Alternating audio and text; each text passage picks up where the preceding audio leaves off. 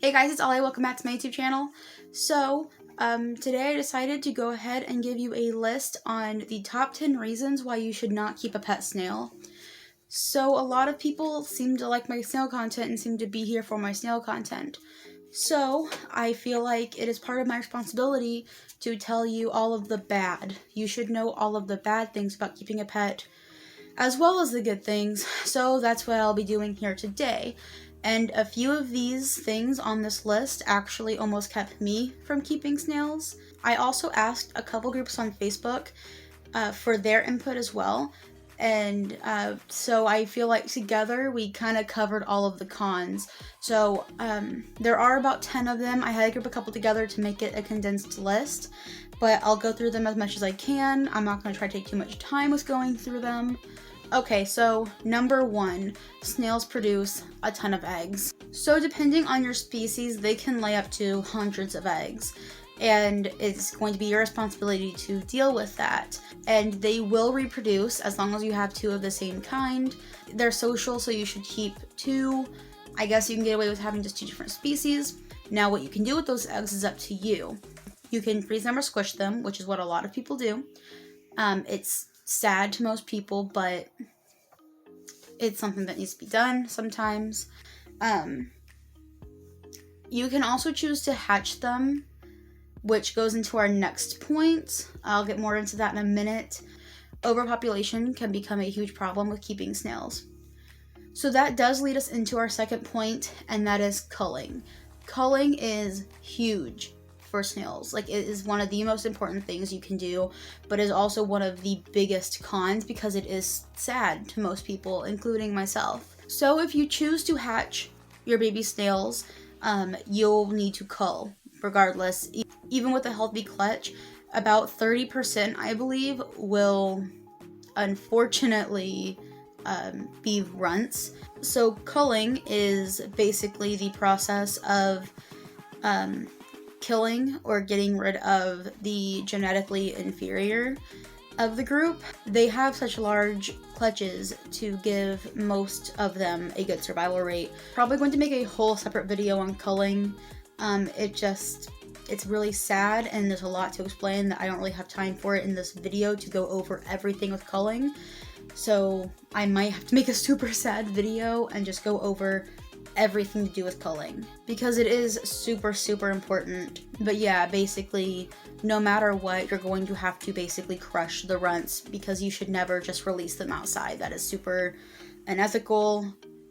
Just the best thing you can do is to just cull the runts. So number 3 is vet care. Garden snails don't have vets. The most you get is whoever is willing to help you online with probably limited information. Yeah, there's not too much to say with that one, but when snails do get really sick, there's not really much you can do. I mean, there's certain things you can do, but you'd have to go figure it out for yourself. You can't get a diagnosis really from a vet. And let's say, for example, that you have a snail that shell is broken beyond repair, or they have mental collapse or something. The best thing you can do is put them out of their misery, and that goes back to culling. It can get very sad to keep snails because you do get so attached to these animals, and there's just a lot that you have to consider, because you can just have them one day and then they're sick and you don't know what to do about it. Okay, so that kind of ties in with point number 4, and that there is almost not any information really. There's not a lot of care guides on the internet. We're still learning about them every day, so the information updates a lot. There's still a lot of controversy around a lot of things with keeping snails. The most you really have are groups on Facebook, forums you might be able to find online. Reddit has some good snail information sometimes. Instagram, people on Instagram that you can ask personally. Things like that. So I actually will be linking a couple of Facebook groups down below, and are actually the groups that I also asked this question to, so they'll be down in the description below. But yeah, there's just not a ton of information out there. So point number 5, I kind of tied 2 of them in together, and that's just general nuisances in the enclosure, like mold or fruit flies. Fruit flies are huge. They're really attracted to the food you put in. and really attracted to the dirt you keep that you keep your snails in, so you get a lot of fruit flies. They're really unavoidable. You're going to get them. You can get a catchy, which I'll link down in the description below as well, from Amazon. It's like a trap. That's really all you can do. And as for mold, I mean, it's a humid environment, it's a wet environment, you're probably gonna get mold. The biggest thing you can do about that is just to spot clean it as you see it, to be really like diligent with it.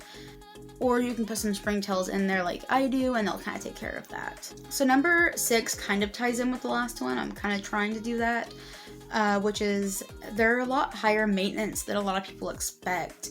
Like, they're really messy animals. You wouldn't expect that, but like, they're really messy. They poop everywhere. They just make a mess, and like, they poop a lot. So spot cleaning is a really big thing, or you can get ice pods to put in there and they can kind of take care of that. However, with ice pods, I have also heard that they can eat the eggs, so I'm not for sure. I don't really care if ice pods eat the eggs in my enclosure. It makes my job a little bit easier, so. That being said, maintenance would be like making sure they have fresh cuddle bone, making sure they have fresh food every day, they get their protein however many times a week your species needs it, spot cleaning, turning the soil to check for eggs. I do have a snail care guide which goes a little bit more into depth on maintenance. It has like a whole little section, so it'll be in one of those corners up there for you to go look at. So then point number 7 is their diet. They do need a varied diet. You can't just feed them the same things all the time, which can be a con to a lot of people. They can also be kind of picky. So for example, I thought that my snails were gonna really like mango and like raspberry and stuff. They won't touch it. Again, they also need protein, which a lot of people don't think about. Once again, I go more into diets in my care guide. I'm trying not to make this video too incredibly long. Alright, so point number 8 is that they're not really a handleable species. If you do handle them, you should wear gloves, and they're just not really the pets that are meant to hold. They're more of a kind of look at to enjoy rather than get them out and play with them. Like, if you want to get a pet out and play with it, snails might not be the best choice for you. But if you're like me, it doesn't really matter if you get to play with them or not. Like, obviously I have a bunch of amphibians and stuff. Then they might be good for you. I think that they're really entertaining. But yeah, so like if you're getting them for kids, you have to understand that like your kids aren't going to really be able to get them out too often and really mess with them too often. The stuff on our skin can really hurt snails. So like I said, wear gloves. If you do, wet your gloves if possible too, because that will help even more. But yeah, that was a pretty good point that was brought to my attention. So number 9 is something I didn't really think of. It's that they're nocturnal. I don't have a problem with this because I'm kind of nocturnal. I work evening shift, so this does not bother me at all. Like, they're kind of on the same sleep schedule as me. But I could definitely see that being a problem for a lot of people. Like, when I did work day shift, it kind of sucked because all of my animals were sleeping during the day. So again, not what I would have thought of, but I know that can be a con for a lot of people. And lastly, number 10 is one that is pretty good thing to think about, and it's that there's a lot of legal stuff around keeping snails. Because snails can be so devastating to the ecosystem, there are a lot of problems to it. And thus there's a lot of laws to it, unfortunately. It's one of the reasons that we can't keep giant African land snails in the US, and it's a reason why you can't ship certain snails, most snails really, through state lines. If you have a certain snail that is allowed in your current area, and then you move to a different state where that snail isn't allowed to be crossed over, you have to rehome your snails. So that sucks. But yeah, there's gonna be some pretty big legal repercussions to keeping snails improperly and not having the right snails and all of that. So I for sure didn't know all that whenever I got snails for the first time, because my first snails were from outside. So I had no idea until I decided I wanted a certain species, and I had to do all this research to make sure that I was doing it legally and stuff, and it was intense. Again, that Facebook group might be able to help you down below. Easiest thing to do is buy within your state. Alright guys, so that was really all I had for you today.